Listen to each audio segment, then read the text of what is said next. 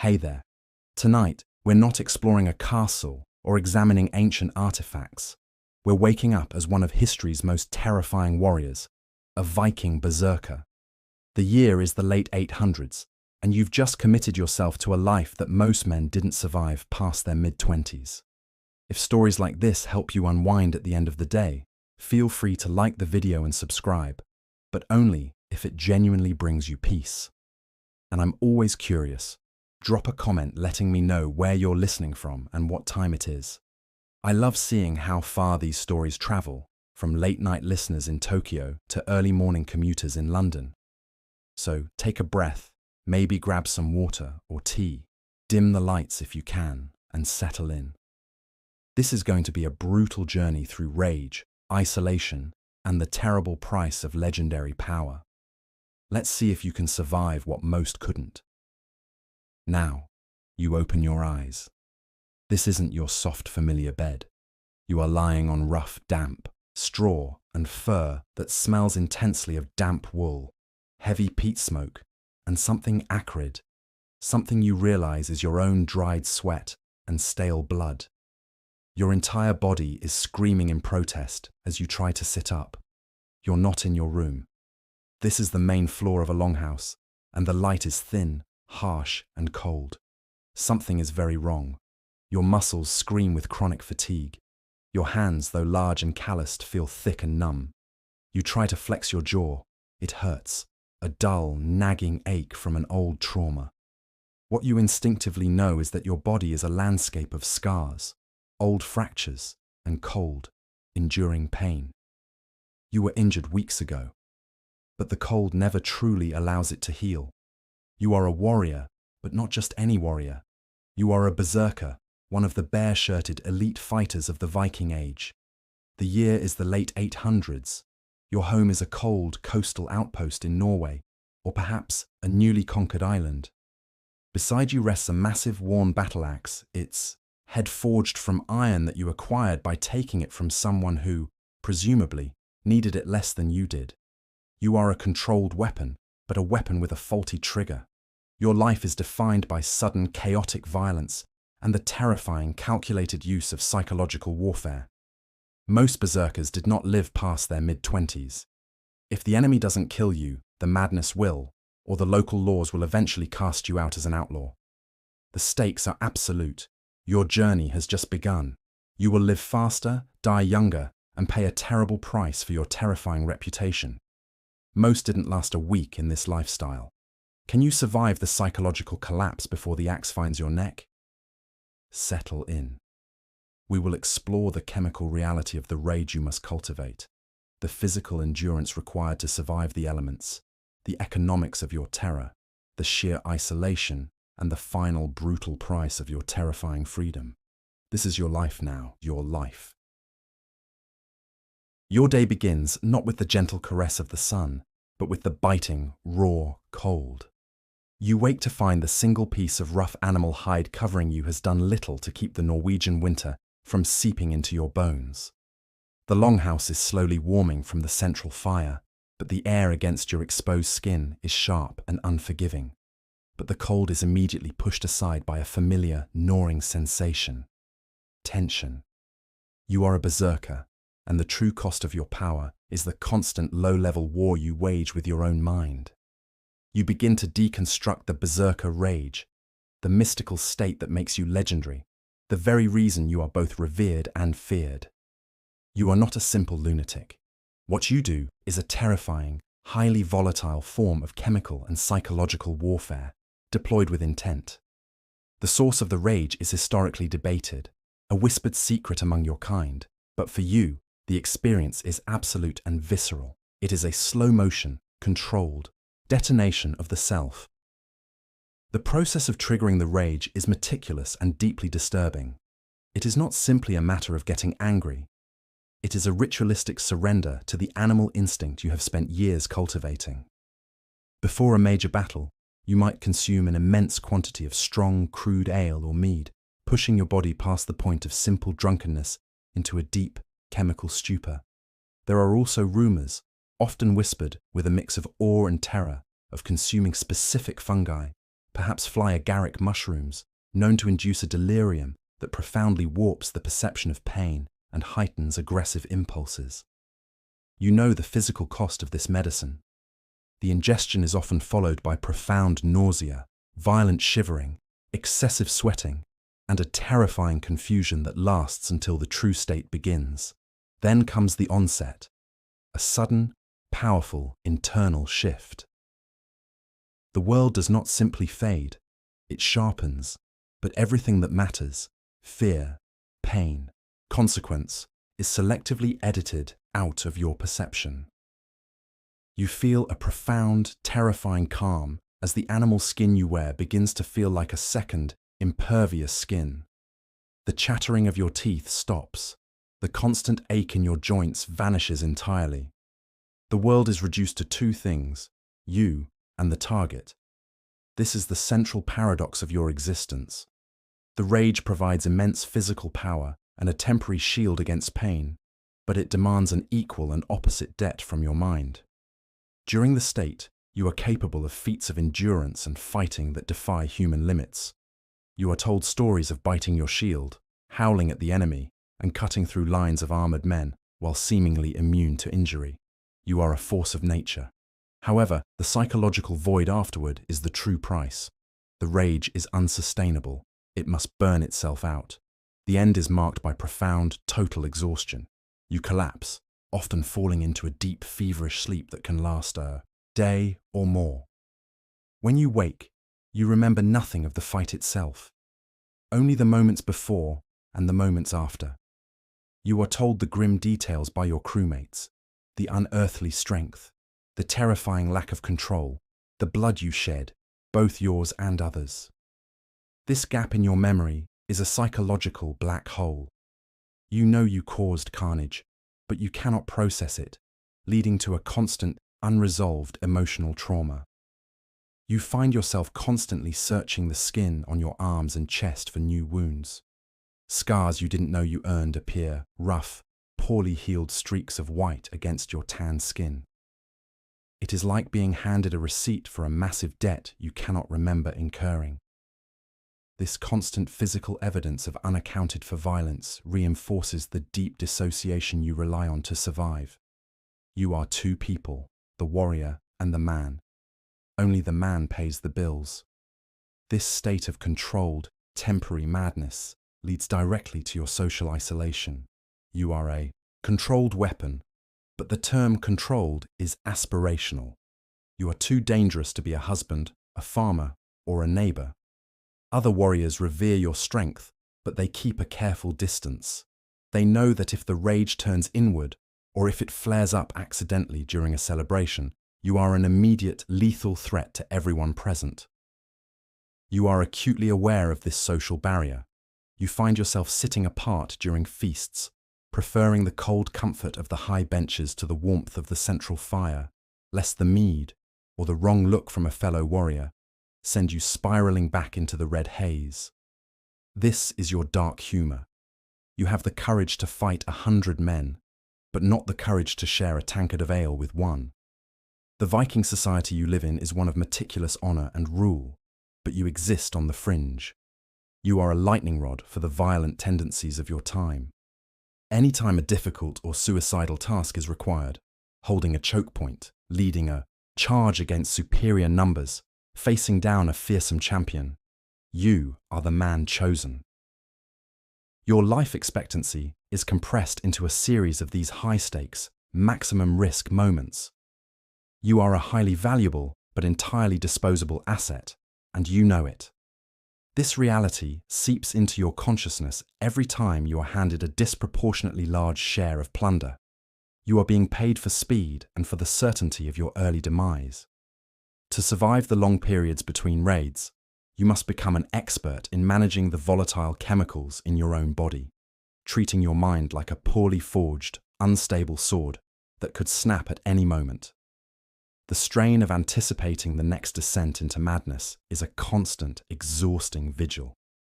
You are always watching yourself, always calculating the risk of your own existence. You learn the subtle signs of impending ruin, the Viking term for the state of being mentally unhinged or uncontrollable. It starts with the shaking in your hands. You can no longer hold your whetstone steady when sharpening your axe. Then comes the auditory hypersensitivity. The simple sound of men chewing their food sends a spike of irrational rage through your chest. You find yourself retreating to the forest or the frozen beach, deliberately embracing the cold and the silence to try and force your nervous system to reset. You would kill for a modern anxiety pill right now. Instead, you get to wrestle with the primal beast inside you and hope you win. The historical reality of your armor, or lack thereof, is another layer of psychological pressure. You wear the skin of the bear or the wolf, giving your name to the state. Berserker means bear shirt. This is a strategic, terrifying choice. It offers minimal physical protection, but maximum psychological impact. You are running into battle half naked, trusting the terror of your appearance and the chemical high of the rage to serve as your true armor. This defiance, this utter contempt for self-preservation is what truly breaks the enemy lines. But every scratch, every glancing blow penetrates directly to your skin, making infection a certainty. You realize the heavy, constant toll of this lifestyle. The headaches you endure are not simple tension. They are the lingering chemical residue of the extreme physical and mental exertion you constantly demand from your brain. Your sleep is never truly restful. It is punctuated by nightmares, body spasms, and the deep, metabolic burn of unresolved trauma. You are aging in fast motion. You look around the longhouse and notice the oldest men are not warriors. They are artisans, farmers, or sailors. The warriors who survive tend to have chosen a less volatile path. Your short lifespan is a built-in feature of your job description. You feel the hunger gnawing in your belly, but you also feel the psychological need to consume great quantities of fat and meat to repair the constant internal damage the rage inflicts. You eat with a deliberate, aggressive focus, knowing every bite is fueling the monster within. You've survived the madness of the rage, the brutal physical conditioning in freezing waters, and the calculated terror of psychological warfare. If you're still with me, you're tougher than most berserkers ever were, and they were the toughest men of their age. Before we head into the economics of raiding and the grim medical reality that awaits, take a moment, stretch if you need to, grab some water, maybe adjust your position, and if you're finding value in this journey through one of history's most brutal existences, that like button helps more than you might think. It helps others discover these deep historical dives. Now, let's see if you can survive the next challenge, turning your terrifying labor into wealth and keeping that wealth from being stolen by your own crewmates. You have survived the internal chemical warfare of the berserker rage, but that was merely the entry fee. Now, you must endure the external, constant brutality of your training regimen, a discipline required not just to fight, but to survive the unforgiving Scandinavian climate. You realize that your body is not a temple, it is a siege weapon, and maintaining it requires ceaseless, painful exertion. Your training is not the structured, orderly process of a modern military. It is a desperate, relentless quest for absolute physical hardness. You are required to train year-round, regardless of the weather. When the fjord freezes over, you are out on the ice, not only fighting, but running and climbing. The rationale is brutally simple. If you can fight effectively while numb, half-frozen, and exhausted, you can fight anyone, anywhere. The cold is your constant companion and your harshest instructor. You often train wearing only the rough animal hides that give you your name, the bear or wolf skin. You spend hours submerged, briefly, in the freezing seawater or a half-frozen river. This practice is not superstition. It is a conditioning technique designed to blunt your body's natural response to shock and pain. The water is a terrible, immediate pain that steals your breath and turns your skin a mottled blue and white. You pull yourself out, your muscles locked in spasms, and you force yourself to continue moving, running until the internal furnace of your exertion fights back against the external cold. You realize the wry observation. You'd kill for a modern wetsuit. Instead, you get to rely on sheer, stubborn, frozen terror to survive hypothermia. The core of your physical existence is the Danish battle axe. It is not a graceful weapon. It is a terrifying, heavy piece of iron and wood, often standing taller than your own shoulder. Wielding this weapon requires immense, sustained core strength, far beyond what is needed for a simple sword or shield. You spend agonizing hours in repetitive, powerful swings, not against an enemy, but against the dense trunks of felled trees. The axe weighs at least 5 to 7 pounds, and the entire weight is focused at the head, demanding a powerful, low center of gravity and absolute control of your momentum. You feel the deep burn in your obliques and your lower back with every swing. This is not just muscle. This is structural remodeling. You are physically changing your skeletal and muscular structure to accommodate this enormous weapon. Your shoulders become permanently hunched and thick with muscle, and your hands develop calluses the thickness of leather, a necessity that saves your skin from being stripped off the handle with every blow. You carry a catalogue of chronic, unhealed injuries. Because of the sheer physical violence of the berserker lifestyle, both in and out of the rage, you are constantly damaging your body. You rely on the temporary pain immunity of the rage to get through battles, which means you fight with broken bones, torn ligaments, and deep muscle strains that a normal warrior would immediately retire with. These injuries never set properly. You have a bone in your forearm, fractured in a forgotten fight, that sets slightly crooked, giving you a dull, permanent ache when you rotate your wrist. Your knees click and grind with every movement, a constant reminder of the long marches through frozen terrain carrying immense weights. The lack of effective medical care transforms minor injuries into chronic disabilities. Your medicine cabinet consists of a few rough linen strips for binding, a heated piece of metal for cauterizing severe wounds, and your own will to endure. You realize your greatest physical burden is the damage you inflict upon yourself. The caloric requirement of your existence is staggering, creating a constant, agonizing paradox. Your body needs massive amounts of high-quality protein and fat to fuel the energy required for training, maintain body heat in the north, and repair the constant trauma. Yet the Viking diet is fundamentally precarious. You rely heavily on salted fish, herring, cod, meager grains, barley, rye, and occasional cuts of cured meat. You find yourself constantly hungry. The simple fact is that you burn more calories just staying warm and performing the violent, heavy training than you take in. This leads to periods of profound metabolic fatigue. You learn to gorge yourself after a successful raid, eating until your belly distends, knowing it might be weeks before you see such abundance again. You view food not as pleasure, but as necessary painful fuel.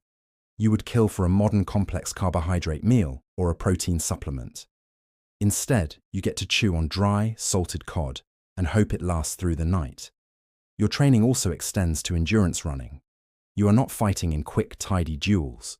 You are part of a massive raiding party that must move quickly over immense distances, often rowing and sailing for days, followed by long, armed marches overland. You are forced to carry your own weight, plus the weight of your weapon, your shield, and whatever meager rations you can scrounge. Your training includes carrying heavy logs or stones over long distances, often through snowdrifts or dense forest. The weight presses down on your shoulders, compounding the strain on your spine and hips. The rhythmic, painful movement is designed to teach your mind to disassociate from the pain. You focus on the single, rhythmic motion of your feet, the sound of your breathing, and the slight, painful give of your knees. You learn that pain is simply information, a signal you are trained to ignore. This constant endurance conditioning serves a key purpose, sustaining the rage state. The berserker rage is intensely metabolically demanding. It requires an explosion of energy and adrenaline. Without the physical base of extreme cardiovascular fitness, the rage would simply consume you in minutes, leaving you collapsed and vulnerable. Your training ensures that your engine is large enough to keep the rage burning until the enemy is broken. You also practice with a terrifying lack of safety. Your sparring partners are often other, less experienced warriors, but the training is always brutal, always to the point of drawing blood. Your peers are conditioned to fight against your wild, unpredictable style, and you are conditioned to receive hard, unpadded blows without flinching. This means you absorb chronic, low-level concussions, repeated impact injuries, and the constant stress of knowing that a single wrong movement in practice could cost you an eye or a limb, ending your career instantly. The cold environment is utilized as a psychological tool. You often sleep outdoors, even in freezing conditions, forcing your body to adapt to the constant shock of extreme temperatures. Your skin is rough, weather-beaten, and cracked from exposure. You are perpetually cold, perpetually hungry, and perpetually in pain. This is the baseline of your existence, a state of calculated discomfort that ensures you are always ready for the moment of battle. The wry observation follows you everywhere. You are an object of immense envy among the common warriors for your status and wealth. Yet they never see the 4 hours of muscle-seizing cold immersion or the 2 hours of bone-jarring axe swings that you perform before they even wake up. You realize that your fame is built on a private, grinding misery that few have the capacity to endure. You have traded a long, safe life for a short, powerful one, and every day is a payment on that debt. You have turned your body into the perfect vessel for controlled chemical warfare, hardened by cold, trained through pain, and fueled by a meager diet. But that perfectly honed weapon must now be unleashed, and its true power lies not in its sharpness, but in the sheer terrifying spectacle it creates. You have mastered the terrifying internal landscape of the rage, Chapter 1, and you have physically conditioned your body into a durable, unyielding machine, Chapter 2.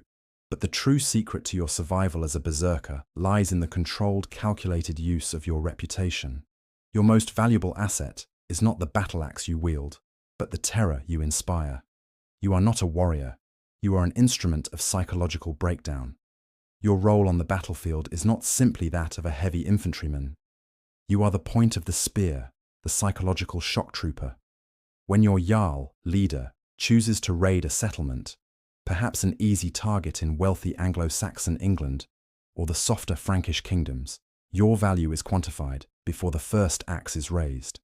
You are there to instantly, irrevocably break the will of the opposition. The preparation for this psychological attack begins long before the ship's beach. As you sail toward the coast, the common warriors are sharpening their swords and checking their mail. You are engaged in a different ritual, the presentation of terror. You are preparing the image that will precede you, a monstrous apparition that history will record with fear. Your uniform, or lack thereof, is a key component. You wear the skin of the bear or the wolf, raw and intimidating, stripped of any metal or leather armor. This is a profound, strategic choice. It offers minimal physical protection against a sword thrust, but it offers maximum psychological impact. You are deliberately running into battle exposed, defying the fundamental rules of self-preservation. This visual defiance sends an immediate message to the enemy. This man does not fear death, and therefore cannot be reasoned with. The rough hide chafes against the raw scars on your skin, but you ignore the discomfort. The animal's skin is a costume, and you must become the part. Before the charge, the ritualistic, terrifying behavior begins. You engage in a deliberate, highly visible display of controlled madness, intended to shatter the enemy's resolve before they even engage. This includes the famous and historically documented biting of the shield rim. You clamp your powerful jaw onto the edge of your wooden shield, biting down with a force that splinters the wood and tears at your gums. You taste the sharp, metallic tang of your own blood, mixing with the wood splinters and the dirt of the field. This action is pure theatre, a visible manifestation of your complete inability to feel pain or fear. You are not silent. You, and the handful of other berserkers with you, emit unearthly sounds, howls, deep-throated growls, and high-pitched manic screams that echo the predatory sounds of the animal whose skin you wear. The combined effect of these sounds is designed to bypass rational thought in the enemy and trigger a primal flight response. The common Anglo-Saxon farmer militia, dressed in simple tunics and carrying spears, is simply not prepared for a beast that moves like a man, acts like a wolf, and feels no pain. Their formation is predicated on shared courage and discipline, two things that cannot stand up to pure, unadulterated terror. The charge itself is a terrifying spectacle. You rely entirely on your physical conditioning, Chapter 2, to maintain a pace and energy that the enemy cannot match. You race ahead of the main body of the Viking line, acting as a human lightning rod. You watch with a cold, detached satisfaction as the enemy line wavers. Their eyes are not focused on your axe. They are focused on the smoke-stained wild eyes behind the bear mask, the blood dripping from your mouth, and the sheer, naked aggression of your approach. You realize, with a wry observation, that every battle you win without fighting saves your life. Your reputation is your truest shield. If the enemy commander sees berserkers on your side, he is much more likely to strike his colours and pay the Danegeld tribute than risk the total devastation you represent. You are essentially a high-priced intimidation consultant, paid handsomely to make the enemy surrender before the costly violence begins. The profound power of this terror lies in the fact that it is scientifically effective. When the enemy sees you, their body floods with cortisol and adrenaline. Their fine motor skills vanish, and their decision-making processes freeze. Their shields drop, their spears tremble, and their ability to follow commands collapses. Your goal is not to kill the first 10 men. Your goal is to make the other 90 men flee in panic, causing a rout that saves your own life from a prolonged engagement. You must be careful to distinguish between the rage state, the internal chemical switch, and the terror state, the external performance. You perform the terror to trigger the rage in yourself, but the enemy only sees the outward effect. You are constantly monitoring the enemy's reaction. If you see signs of resolve, a spear wall holding firm, a commander shouting orders, you must intensify the performance, knowing you will have to enter the rage fully. If you see panic, shields dropped, men turning to flee, you can often achieve victory with minimal personal risk, relying on the enemy's fear to do your work for you. You realize the heavy, psychological toll this calculated performance takes. To generate that level of terror in others, you must push yourself to the very edge of sanity. Maintaining that line between controlled ferocity and total collapse is exhausting. You are constantly expending immense psychological energy just to appear utterly unhinged. This is the origin of the chronic fatigue you carry everywhere. The need to maintain the legend is a job more draining than the swinging of the axe itself. This unique combat style also changes how you fight. Since you lack traditional armor, you cannot afford to engage in a shield wall or lengthy defensive duels. Your combat style is focused entirely on shock, speed, and immediate lethality. Your axe is designed for mass casualty. You aim for decapitation, limb severing, and striking targets that will instantly cause a collapse in morale. You are not interested in a fair fight. You are interested in a quick, devastating resolution. You become an expert in hitting the weak points, the necks, the unprotected armpits, the backs of the knees. Your Jarl knows that if the battle lasts longer than a few minutes, your value rapidly diminishes. Your rage is a finite resource, and your lack of armor is a massive liability. Therefore, your primary directive is to break the line now. The pressure of this expectation is a constant burden. Every raid is a high-speed sprint to victory, or a slow, painful walk to an early grave. When the enemy does manage to wound you, the resulting pain is a strange, delayed shock. You might sustain a deep, ragged cut during the height of the rage and feel nothing but the dull, physical thwack of the impact. It is only hours later, when the chemical veil lifts, that the pain floods back, hot, agonizing, and often accompanied by the realization that you have been fighting on a limb that should have been immobilized. This delay only deepens the sense of dissociation from your own body. You find yourself subtly looking for trophies of your terror. A captured enemy's shield, bearing your teeth marks. The wide-eyed look of a terrified priest or a civilian who saw you at the height of the frenzy. These are the strange badges of honor that confirm your identity, your purpose, and your worth in this brutal society. You are not merely a warrior, you are a living legend, and your legend keeps you alive. You have perfected the art of the psychological attack, ensuring that the sheer force of your reputation and the spectacle of your rage saves you from much of the fighting. But that terrifying performance comes with a literal cost, and the next challenge is ensuring that your high-risk labor translates into the high-value plunder that sustains your life. You have perfected the art of terror, using your reputation and your calculated rage to shatter the enemy's will before the axes truly clash. But the terrifying performance of the berserker is not merely for glory, it is a cold, calculated, financial investment. Your terrifying effort must translate directly into tangible wealth, and your role now shifts from a psychological warrior to a high-risk, high-reward mercenary. You now face the economics of war. Your berserker status dictates an immediate and profound difference in how you view the world and your relationship with your crew. While common Viking warriors might be driven by loyalty, land, or fealty to a jarl, your primary motivation is plunder. You are a self-employed killing machine, and your pay rate is justly disproportionate to the risk you assume. This creates a constant, low-grade tension with the rest of the crew, a necessary envy that fuels your vigilance.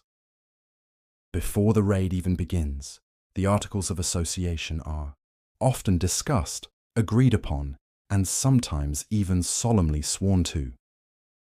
This informal contract outlines the strict rules of the division of wealth.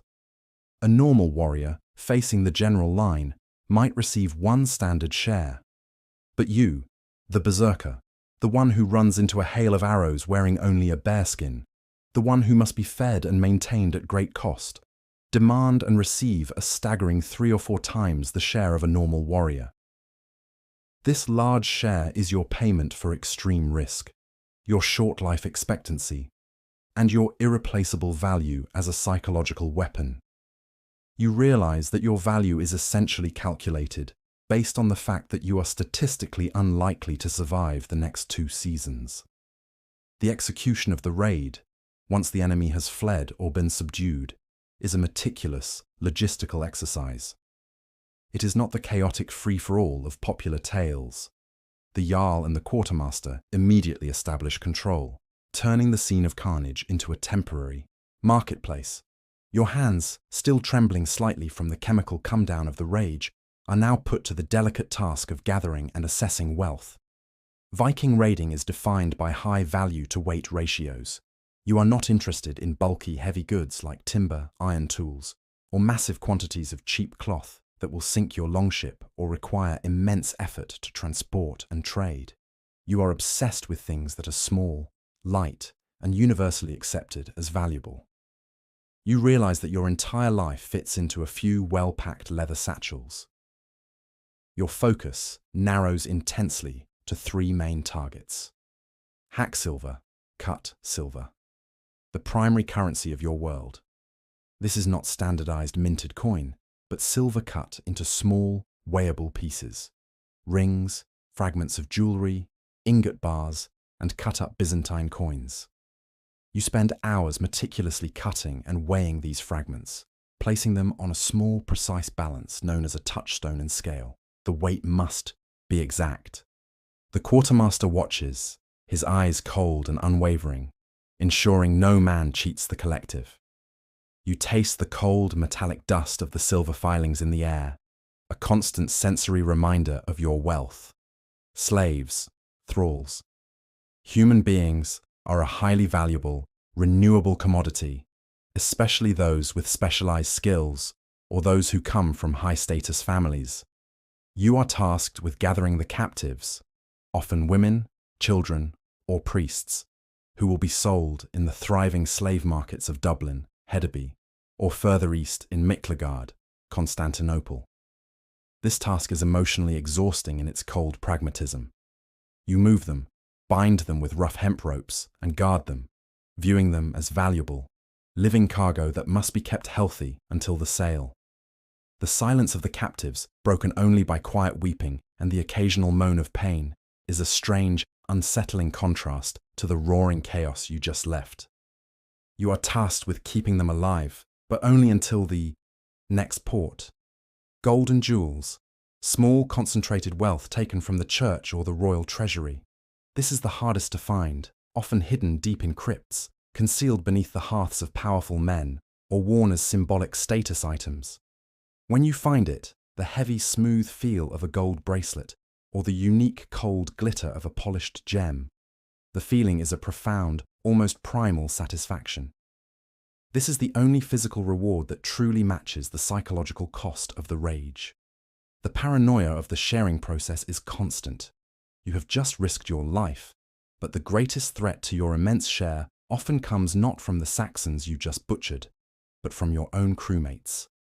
The envy of the common warrior is a cold, palpable presence. They know you have 3 times their share, and they know you are often exhausted and psychologically compromised after the rage. You learn to never sleep alone after a raid. You surround yourself with the handful of warriors you trust, often other, less volatile specialists, or your Jarl's most loyal guards, or you retreat to the deck of the longship, sleeping with your battle axe across your chest, your hearing tuned to every shift in the wind or sound of stealthy footsteps. The paradox is biting. You are the strongest man in the crew, yet the most vulnerable in peacetime. You realize your silver is not just payment. It is a heavy, physical burden of responsibility that prevents restful sleep. You often find yourself taking your pay in heavy silver arm rings, often called braidings or hack silver coils. These are not just jewelry, they are portable wealth, ready to be hacked off and used for purchase. You wear these rings coiled up your arms, the weight a constant, comforting pressure. Every movement you make is accompanied by the subtle, metallic clinking of thousands of pieces of silver. This sound is the soundtrack to your mercenary existence, a constant reminder of your success and your risk. You can't spend it all at once, and you can't leave it unattended. When the plunder is complete, the logistics shift to the return voyage. The longship is now dangerously overloaded, riding low in the water. You are still required to row, bail, and sail, but now you are also responsible for guarding a massive, volatile payload. A storm at sea now means the loss of your life's earnings, not just a miserable soaking. You find yourself praying to the Norse gods, not for victory, but for a smooth, uneventful sea. The weight of the captured goods, combined with the stress of navigating the open ocean, is a grinding physical challenge that lasts for weeks. You realize the profound impermanence of your wealth. Unlike the Jarl, who uses his plunder to buy land, build longhouses, and establish political power, you cannot truly settle down. Your money is transient. It is spent quickly on food, weapons replacement, payment to local healers for your constant injuries, and the heavy tax of drink needed to numb the pain. You live in a constant cycle of extreme wealth, followed by near poverty, dictated entirely by the proximity of the next raid. Your existence is a series of financial sprints. The ultimate measure of your short life is the size of the funeral pyre your wealth can buy. You accumulate this silver not for comfort, but for status and a glorious send-off. The dark humor settles on you. You are amassing a fortune for the purpose of burning it when you die, simply to ensure that your name and your legend survive the short, violent life you purchased. You are trading every day of your future for the immediate, intoxicating power of your current wealth.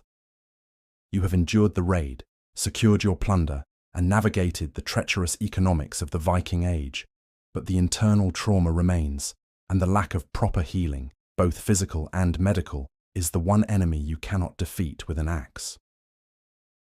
You have survived the chemical frenzy of the rage, the physical conditioning of the cold, and the terrifying performance of the battle. You have amassed your plunder, but now you face the one enemy you cannot defeat with an axe, an enemy that is utterly indifferent to your reputation, the medical reality of the 9th century. The simple, brutal fact is that your life is short, not primarily because of a glorious death in battle, but because of untreated trauma and chronic infection. The Viking Age lacks even the most basic understanding of hygiene or microbiology. Your existence as a berserker, a man who frequently ignores deep wounds while fighting, is a statistical death sentence delivered by unseen forces. You carry a constant, physical debt of old, unhealed trauma. Because of the temporary pain immunity provided by the rage, you routinely fought on severely injured limbs. You might have received a deep spear thrust to your thigh, felt only a dull impact, and continued fighting. For another 15 minutes, all while the wound bled freely. When the chemical high subsides, the pain is a blinding, agonizing flood. But the damage is done, and the window for effective treatment has long since closed. The immediate medical response is primitive and terrifying. If the wound is deep but not immediately lethal, your companions or the tribal healer will attempt to close it. You feel the rough, unsterilized linen thread being pulled through your skin with a thick, curved bone needle. The pain is excruciating, and there is no true anesthetic beyond a swig of strong ale or crude wine, which only dulls the edge of the agony. The objective is simply to close the gap, to stem the flow of blood, not to clean the wound of the filth and debris that inevitably entered during the fight. The resulting infection is a near certainty. Days later, the wound site is hot to the touch, swollen, and weeping thick, yellow-green pus. This viscous discharge, which the healers often call good stuff, because it shows the poison is leaving the body, is in fact a sign of a raging, systemic infection. You feel the fever rising, a terrible heat spreading through your core that turns your limbs heavy and your thoughts sluggish. You have entered a slow, silent internal war with the bacteria that has entered your bloodstream. The treatments for this fever are rudimentary and often ineffective. You are given willow bark to chew, containing salicylic acid, the precursor to aspirin, to bring the fever down, or you are subjected to painful, sometimes risky, folk remedies like applying heated poultices of moss or specific herbs to draw out the bad humours. There are no antibiotics. You realize that your survival depends entirely on the robust, but ultimately limited strength of your own immune system. You lay on your straw bed, sweating profusely, shivering through the chills, clinging to life while the infection rages. This quiet, feverish battle is far scarier than any external fight, because you have no axe to swing at this invisible enemy. You suffer from chronic joint and bone pain that defines your non-combat life. The constant stress of wielding the heavy Danish battle axe, the repeated blunt force trauma from absorbing hits without flinching, due to the rage, and the simple lack of cushioned footwear during long marches all contribute to the rapid, premature breakdown of your skeletal system. Your back aches perpetually from carrying heavy gear and sleeping on cold, hard surfaces. Your knees click and grind with every step, the cartilage worn thin from years of violent, high-impact movement. You try to sleep, but the dull, persistent throbbing in your ankles and wrists prevents true rest. You are a young man with the joints of an elder. A specific hazard to the berserker is the risk of secondary infection from animal hides. You wear the rough, uncleaned hide of a bear or wolf directly against your often sweating, scarred skin. This hide is a breeding ground for dirt, lice, and bacteria. The inevitable chafing creates small cuts and abrasions that rapidly become entry points for infection. You are constantly scratching at your skin, suffering from persistent rashes and small, inflamed pustules that never truly go away. The smell of pitch and rancid animal fat mixed with your own sweat is a constant sensory reality.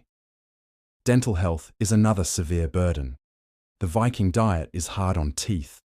Rough grain from poor milling, dried and salted meat, and the extreme force of biting your shield rim, Chapter 3, led to cracked teeth, painful gum infections, and constant tooth decay. A toothache can put you out of action just as effectively as a broken leg. The cure for a severe toothache is brutal. Extraction, performed without pain relief, by a friend or the Jarl's physician, using a pair of large, terrifying iron pincers. You live in dread of the sharp, cold instrument coming toward your jaw, a pain that is brief but absolute. The constant cycle of chemical abuse related to the rage creates long-term physiological damage. The extreme consumption of alcohol, combined with the potential ingestion of toxic fungi, puts immense strain on your liver and kidneys. Even when you are not actively raiding, your body is struggling to process the residue of the last rage. You suffer chronic gastrointestinal distress, sharp stomach cramps, and persistent nausea. You realize the wry observation. You survived the axe of the Saxon, only to be slowly killed by your own internal organs trying to filter fermented sludge. This internal chemical war leaves you constantly dehydrated and lethargic. You often witness and experience the grim reality of amputation. If a limb is crushed beyond repair, or if an infection spreads too rapidly and is recognized as rot, the only option to save your life is removal. The process is terrifyingly crude. The patient is pinned down, given a large amount of drink, and the limb is severed, with a sharp axe or saw, followed immediately by cauterization, with a heated piece of metal to stem the blood flow. You watch as men survive this, their screams echoing across the fjord, but their lives as effective warriors are over. The sheer force of the shock often kills the patient anyway. You know that if you lose a dominant limb, your high-status berserker life is instantly reduced to that of a thrall or a beggar. The most insidious medical threat is the unresolved psychological trauma. You are constantly exposed to violence, and you frequently experience total dissociation during your work. While you lack the language for it, you suffer from acute and chronic trauma. This manifests in your terrifying nightmares, your sudden bursts of unprovoked aggression, and your inability to sleep soundly. You rely on alcohol and physical exhaustion to silence your mind, but this is a temporary fix that only exacerbates your physiological problems. The only solution for the pain in your mind is more pain in your body, the intense physical training that dulls your awareness of everything else. You realize that every day you survive past the age of 25 is a statistical miracle. Your life is not a graceful curve.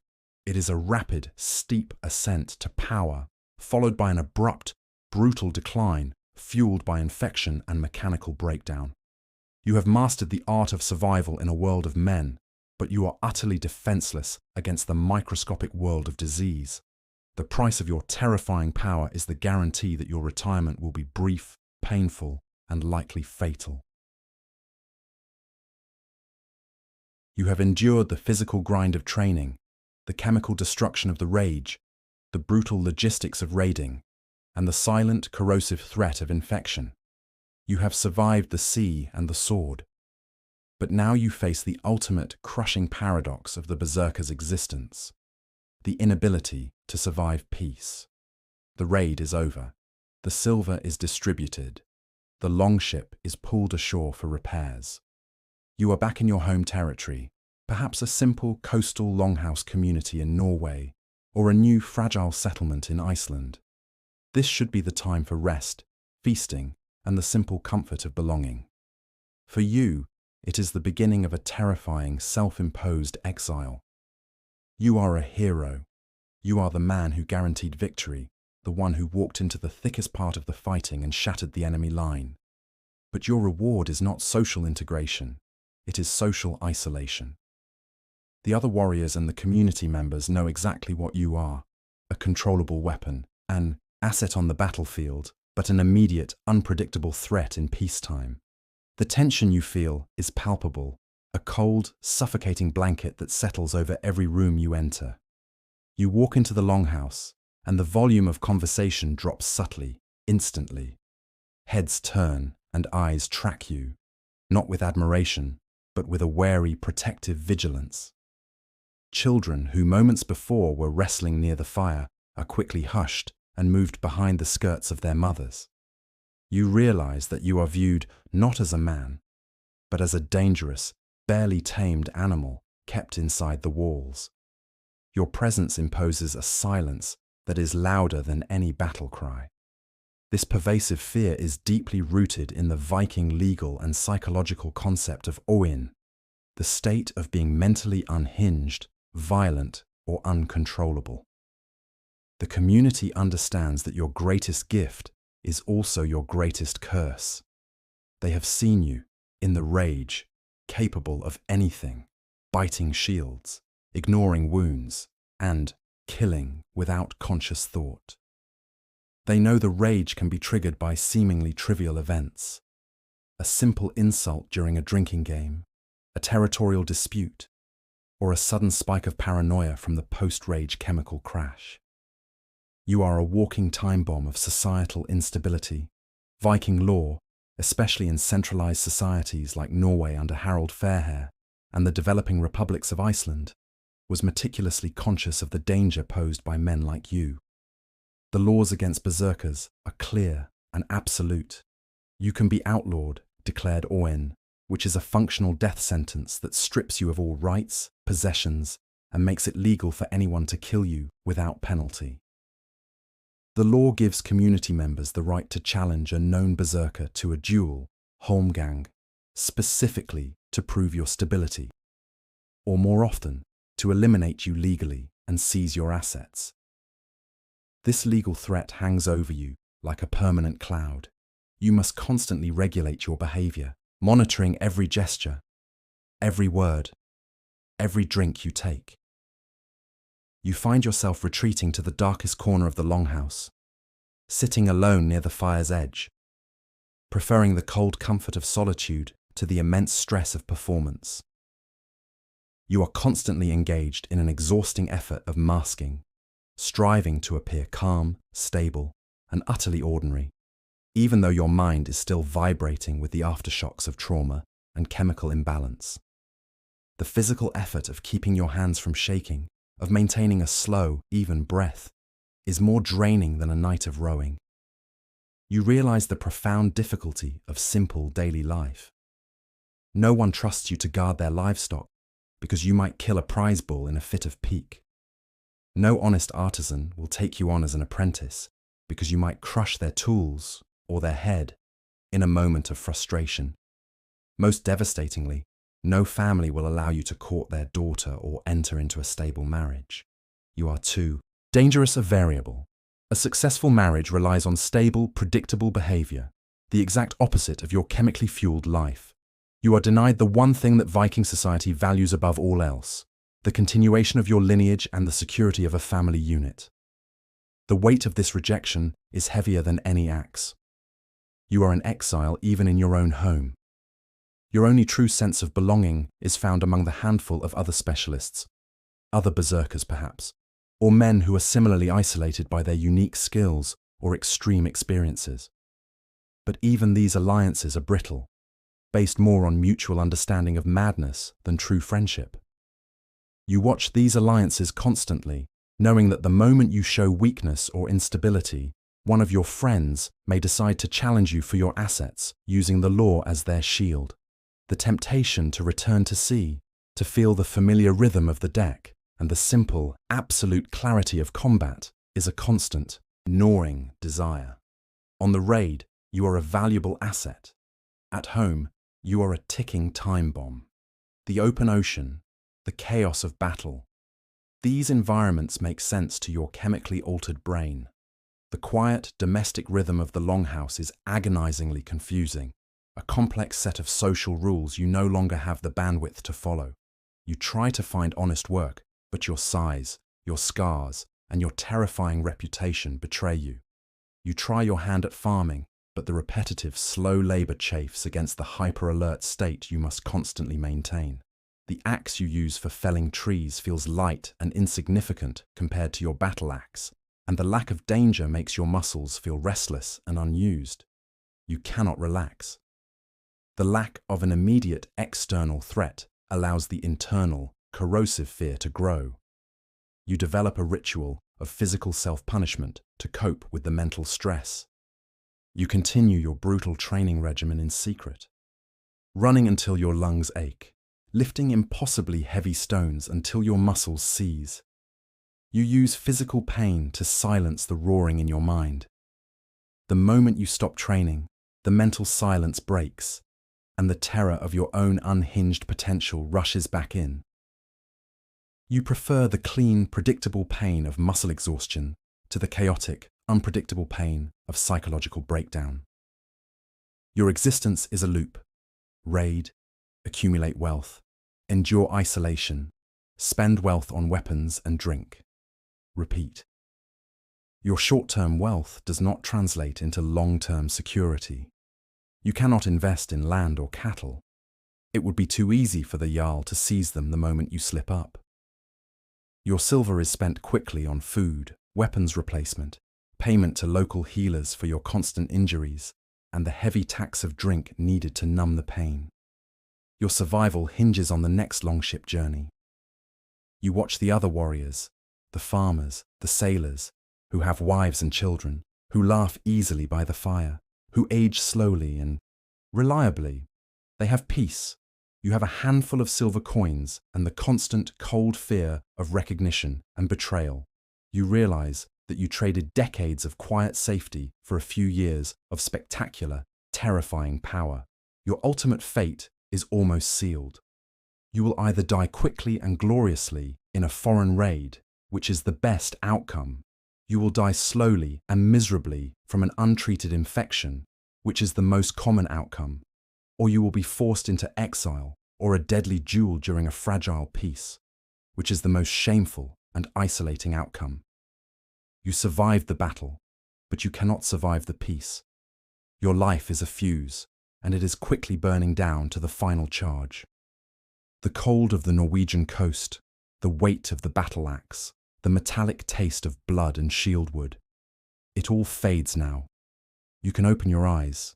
You're back. Your bed is soft. Your room is warm. Your medicine cabinet is full of solutions the berserkers would have killed for. You've just lived through the complete arc of a berserker's life.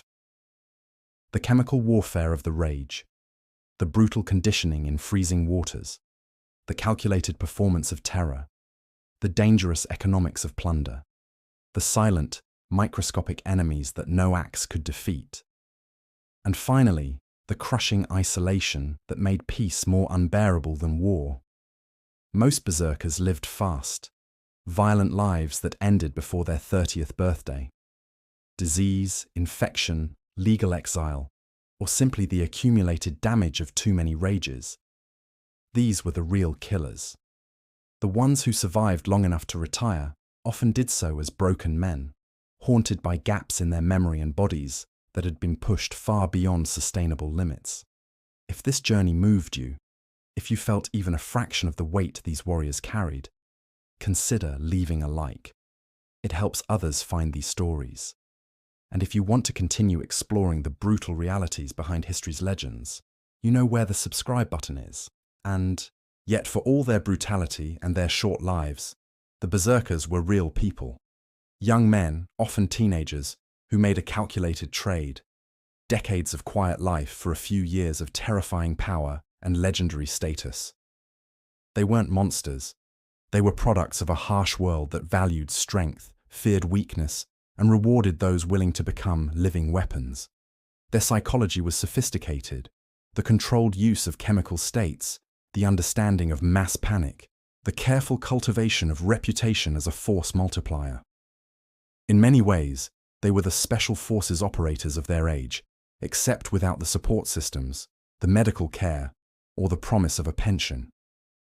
Tonight, as you drift off to sleep in your climate-controlled room, with your antibiotics and your soft mattress and your peaceful society, you might spare a thought for those young men who wore bearskins into battle, who bit their shields until their gums bled, who traded sanity for silver and paid for their legend with isolation. Their struggles echo forward through time, a reminder of what humans will endure, what they'll sacrifice, and what they'll become when survival demands it. Sleep well. You've earned the rest that they rarely found. Their rage has been quiet for over 1,000 years now, but the memory of what they were and what they paid to be it remains.